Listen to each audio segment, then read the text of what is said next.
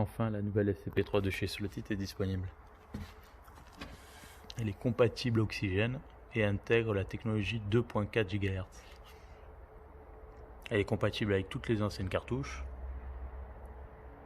Elle peut être compatible avec le Scalextric Air Pro en faisant une mise à jour. Dans la boîte, vous avez la poignée, le cache et les deux gâchettes, une courte et une longue.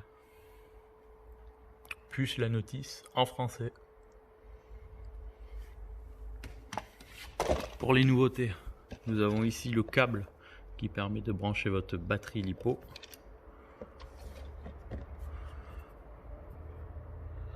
Ici un USB pour recharger la batterie. Vous n'avez donc pas besoin d'ouvrir à chaque fois pour débrancher, la charger et la remettre à l'intérieur. Vous laissez la batterie à l'intérieur et vous venez brancher votre câble USB pour recharger. Nous avons ici l'afficheur qui était avant en bas sur la cartouche.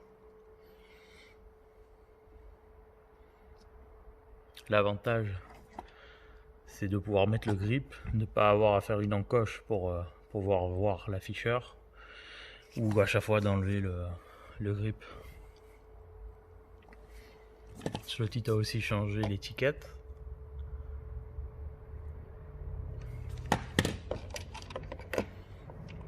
Le bouton linéaire curve a été légèrement modifié. En haut linéaire, au milieu curve et en bas off. Vous avez l'indication ici des modes. Le bouton off est maintenant important, surtout si vous êtes branché avec la batterie.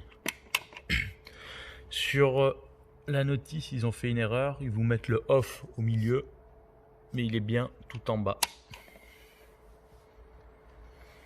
À l'intérieur, à ce niveau-là, vous pouvez venir brancher un amplificateur de réseau. Et la référence est SCP-301B. À l'intérieur, vous avez cette petite pièce qui se clipse sur la poignée et la carte qui permet d'amplifier le réseau. Vous avez la notice qui est en anglais cette fois-ci. Et pour l'activer, il faudra faire une manipulation avec la poignée.